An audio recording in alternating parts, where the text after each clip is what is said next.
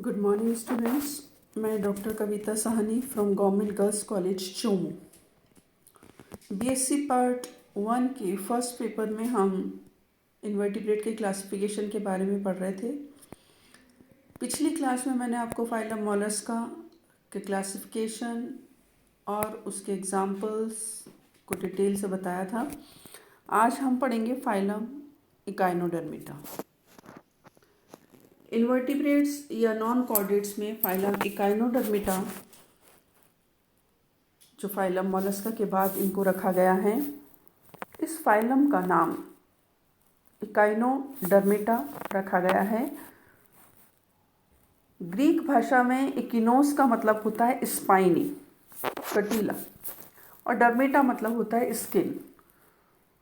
तो जिन एनिमल्स की skin spiny होती है, उस पर छोटे छोटे कांटे पाए जाते हैं, उन एनिमल्स को इन्वर्टिब्रेट के उन एनिमल्स को इकाइनोडर्मिटा में रखा गया है। और ये जो टर्म है इकाइनोडर्मिटा, ये टर्म सबसे पहले जेकब क्लिन ने यूज़ करी थी 1734 में इकिनोस के लिए। इकिनोस जो है वो सी अर्चिन्स होते हैं, उनके लिए ये टर्म यूज़ की थी फर्स्ट टाइम। जनरल कैरेक्टर्स अगर हम फाइलम इकाइनोडर्मिटा के देखें तो क्या खास लक्षण होते हैं, कॉमन कैरेक्टर्स क्या होते हैं इकाइनोडर्मिटा के एनिमल्स में। तो सबसे पहली बात, इकाइनोडर्मिटा फाइलम के या संघ के जो एनिमल्स होते हैं वो एक्सक्लूसिवली मरीन होते हैं, यानी हमेशा समुद्र में ही पाए जाते हैं। बॉडी ऑर्गेनाइजेशन की बात करें तो इनकी बॉडी ऑर्गेनाइजेशन जो है वो organ system grade of body organization होता है, यानी अंग तंत्र प्रकार का शारीरिक संगठन होता है।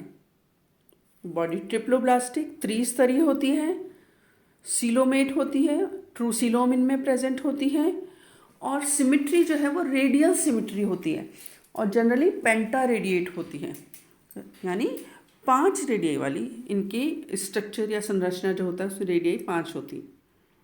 बॉडी में खंड नहीं होते, अनसेगमेंटेड होती है बॉडी, लेकिन अलग अलग शेप होते हैं। जैसा मैंने अभी कहा पेंटा रेडिएट होती है, तो या तो स्टार जैसे होती है, जैसे स्टार या तारा होता है तो 5 आर्म्स उसकी होंगी, भुजाएं, या फिर डिस्क्वाइडल या ओवल होती है बॉडी इनकी।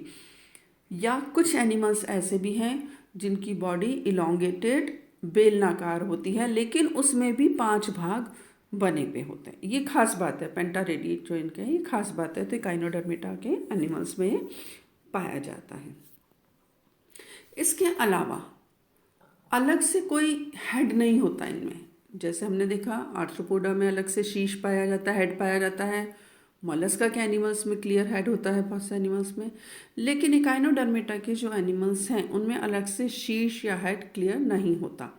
लेकिन हाँ, बॉडी की जो है सरफेस होती है, 2 सरफेस होती हैं जनरली। एक ओरल सरफेस होती है जिस सरफेस पर की माउथ प्रेजेंट होता है, और दूसरी इसकी अपोजिट एबोरल सरफेस होती है जहाँ जनरली एनस होता है। तो 2 सरफेस हो जाती हैं, और जैसा भी मैंने बोला 5 एरियाज होते हैं depending on the shape of the organism. इसके अलावा एक और इम्पॉर्टेंट बात जो इकाइनोडर्मिटा के एनिमल्स की होती है कि इनमें एंडोस्केलेटन या अंतःकंकाल पाया जाता है। और ये अंतःकंकाल किसका बना हुआ होता है? छोटे छोटे स्पाइन लाइक स्ट्रक्चर होते हैं, स्पिक्यूल्स जैसे, जिन्हें ऑसिकल्स कहते हैं, और ये कैल्केरियस होते हैं। तो इस तरीके से ये भी एक इम्पॉर्टेंट कैरेक्टर है इकाइनोडर्मिटा के कि इनमें स्पाइन लाइक या स्पिक्यूल्स पाए जाते हैं। ट्रू सीलोम प्रेजेंट होती है इनमें, वास्तविक देहगुहा प्रेजेंट होती है, लेकिन वो डिवाइडेड होती है, अलग अलग फॉर्म में होती है। जैसे एक तो पेरिविस्ट्रल कैविटी होती है, और एक और पार्ट जो इसमें बनाती है सीलोम वो है वाटर वेस्कुलर सिस्टम, जल संवहन तंत्र। तो water vascular system is another important character of phylum Echinodermata. Echinodermata के एनिमल्स में खासतः पाया जाता है वाटर वेस्कुलर सिस्टम, जिसमें एक और संरचना प्रेजेंट होती है जिसे ट्यूब फीट कहते हैं, और ये ट्यूब फीट इसको लोकोमोशन में भी मदद करते हैं। बॉडी भले ही कॉम्पैक्ट हो, लेकिन एलिमेंट्री कैनाल इसमें प्रेजेंट होती है, आहार नाल होती है जो कि स्ट्रेट होती है, एकदम सीधी और कंप्लीट होती है, पूरी होती है।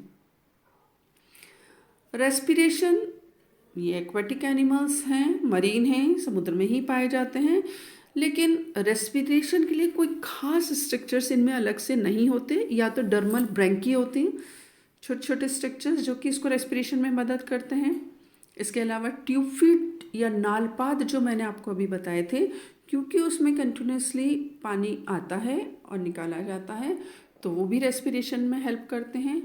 और कुछ एनिमल्स ऐसे हैं जिनमें कि रेस्पिरेटरी ट्री पाए जाते हैं जो कि इनको श्वसन में मदद करते हैं। नर्वस सिस्टम की बात करें तो वो बहुत ज़्यादा डेवलप नहीं होता, सिंपल होता है, जिसमें कि ब्रेन नहीं होता, लेकिन सर्क्यूमोरल रिंग होती है, एक रिंग होती है और उससे कुछ नर्व्स हैं निकल के वो उनकी रेडियाई में जाती हैं। और इसी प्रकार सेंस ऑर्गन्स जो हैं, संवेदी अंग, वो भी बहुत ज़्यादा डेवलप नहीं होते, सिंपल टाइप के ही इसमें संवेदी अंग होते हैं और कम विकसित होते हैं। Excretory organs are also absent, क्योंकि बॉडी चपटी होती है तो डिफ्यूजन के द्वारा ही एक्सक्रीशन का काम हो जाता है।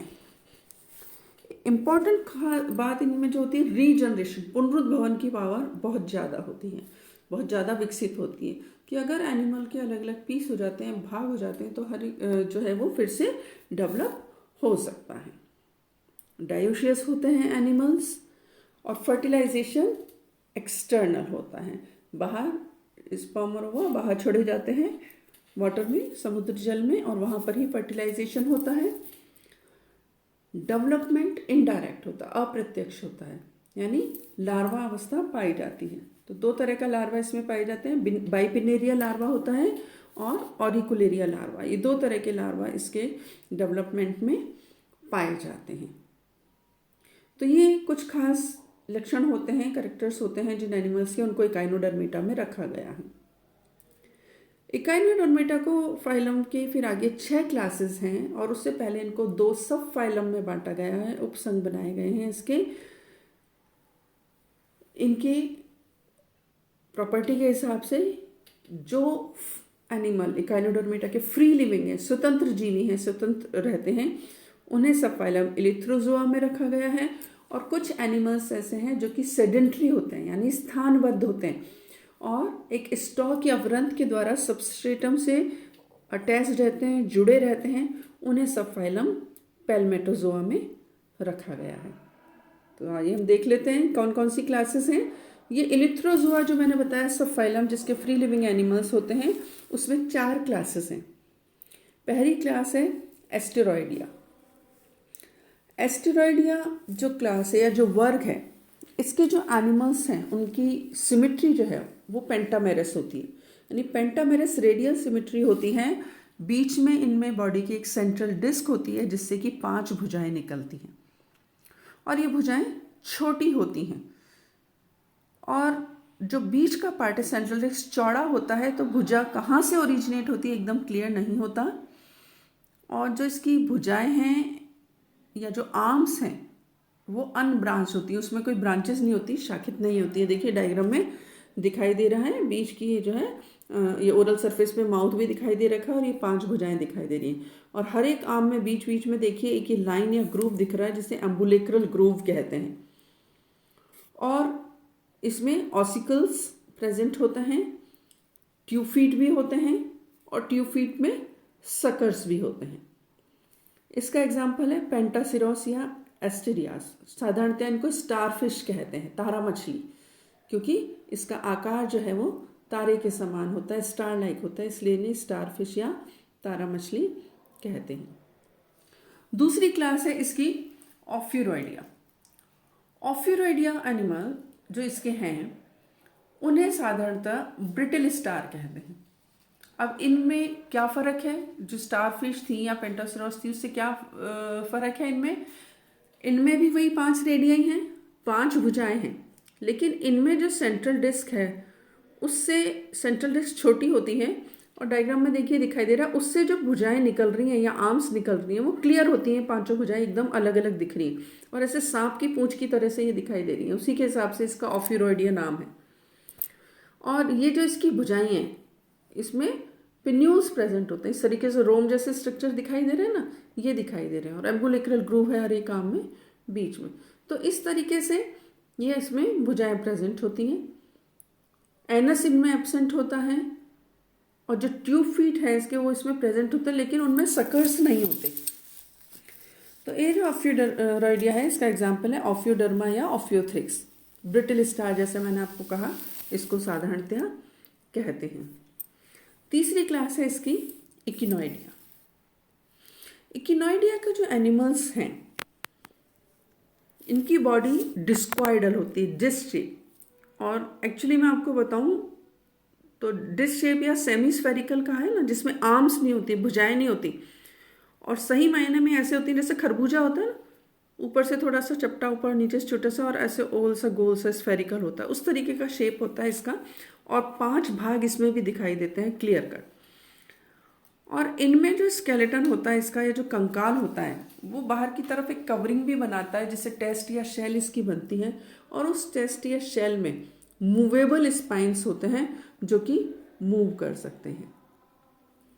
इसके अलावा जो इनमें एक खास स्ट्रक्चर प्रेजेंट होता है, च्यूइंग अपरेटस, जो चबाने के काम आता है, जिसमें कि टीथ प्रेजेंट होते हैं, इसे कहते हैं एरिस्टोटल लैंटर्न। ये देखिए डायग्राम में ऊपर के हिस्से में प्रेजेंट होता है, यहाँ पर टीथ दिखाई दे रहे हैं, यही भाग है, इसे एरिस्टोटल लैंटर्न कहते हैं। और जैसे खरबूजे में फांक होती है ना, अलग अलग दिखती हैं, उस तरीके से इसमें 5 भाग होते हैं, और उसके बीच बीच में ये ऑसिकल्स प्रेजेंट होते हैं, एम्बुलिक्रल ग्रूव और ऑसिकल्स प्रेजेंट होते हैं। इसका एग्जाम्पल है इकिनस या सी अर्चिन इसे कहते हैं। नेक्स्ट जो क्लास है वो है होलोथुरोइडिया। होलोथुरोइडिया तीसरी तरह का मैंने आपको बताया था एनिमल्स इसके जो होते हैं, मैंने बताया या तो स्टार शेप्ड होते हैं या ओवल या सेमी स्फेरिकल, और कुछ जो है वो बेलनाकार भी होते हैं।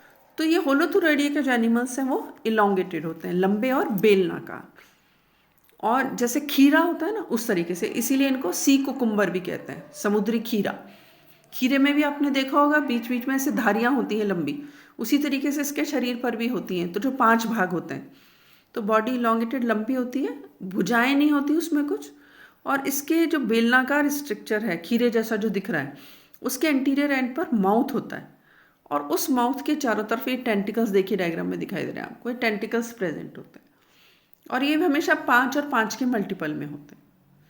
और ये वो क्लास है जिसमें कि रेस्पिरेशन के लिए रेस्पिरेटरी ट्री पाया जाता है, इसमें रेस्पिरेटरी ट्री इनमें पाया जाता है। और जो इनका एंडोस्केलेटन है वो रिड्यूस्ड होता है काफ़ी ज़्यादातर यूनिसेक्चुअली होते हैं, एकलिंगी होते हैं, और इनका भी डेवलपमेंट जो है इनडायरेक्ट होता है, जिसमें लार्वा होता है, ऑरिकुलेरिया लार्वा जो मैंने आपको बताया था वो इसमें प्रेजेंट होता है। तो एग्जाम्पल है इसका होलोथुरिया और कुकुमेरिया।